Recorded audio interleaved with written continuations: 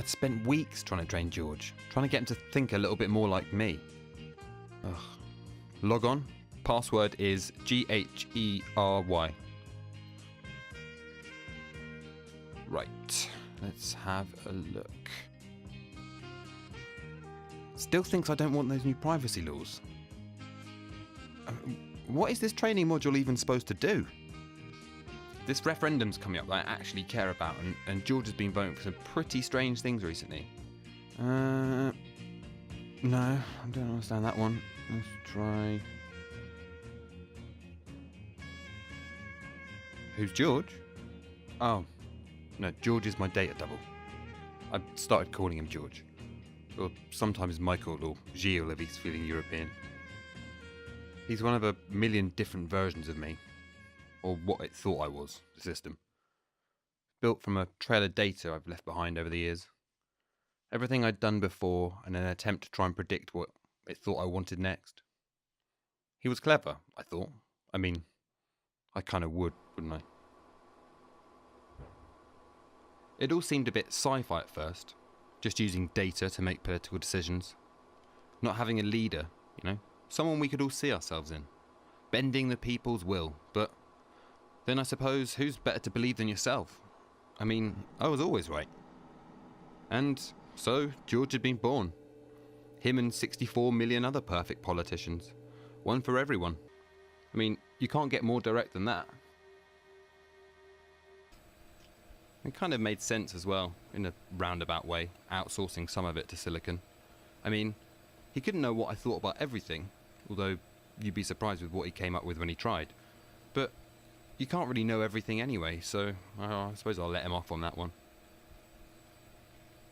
It was a bit confusing at first though, sort of not really understanding your own actions and vices. Being able to see the impact of some of your decisions. I mean, the problem is I can't even decide what to eat this evening, let alone try and decide on the kind of compromises required to actually get stuff done. I suppose it's just easier to leave it up to the numbers. How they constructed a politician out of all this, who knows?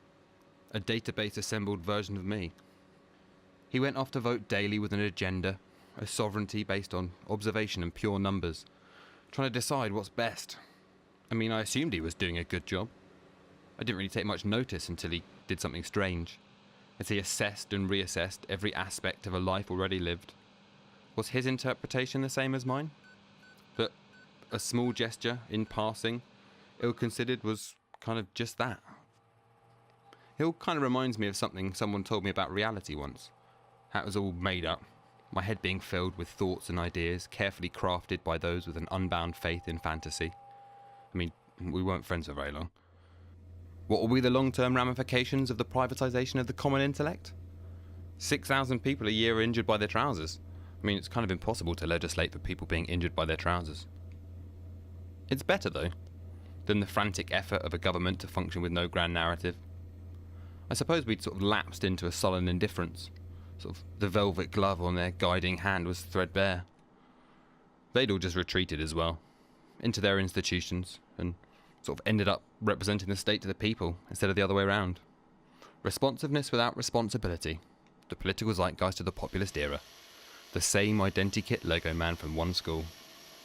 I mean, there'd been some protests at first, but we kind of remembered there wasn't anyone to protest against, seeing as we were in charge. Hang on, I've got to answer some questions. No, yes, no, no. This is one of the better training apps I've found. For me, anyway. I'm sure there's still other power-crazed people out there somewhere. It tests for some sort of morality in your data double.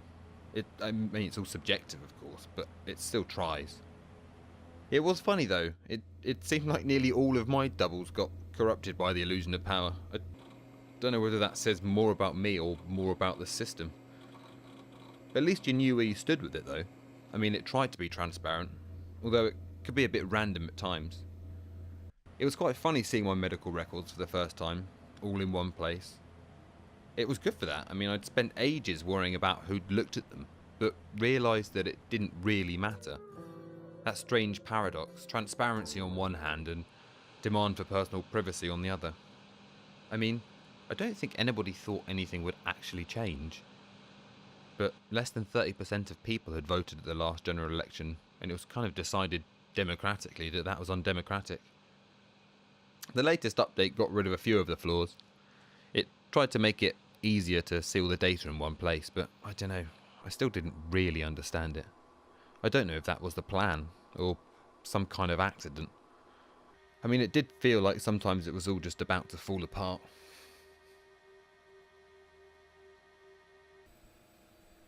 I think it is a bit strange having to teach an algorithm to shake hands. I mean, it's such a human gesture. Why embed it into code? I mean, I don't think George thought about the suppleness of the other person's skin, their firm squeeze. It was just a gesture that someone somewhere had thought it would be good to insert. I mean, we'll probably never know why. But then, I suppose we'd always tried to do that. You know, tried to make it all human. And I suppose he didn't really need to understand it, and that it was just there to make me feel better about it, and kind of make it all make a bit more sense to me. I don't know how many of them there were in the end. How many versions of me are there? I mean, was there just one George? Boiled down to a single truth of my social behaviour? I mean, I still didn't know how he was going to vote with the next referendum, but that I was going to be held accountable. And so, as I watched myself try and persuade myself that it was all in my best interest, well, I can't help think that perhaps this is not what I had thought about when I thought about progress. It's kind of embarrassing how predictable we are as human beings.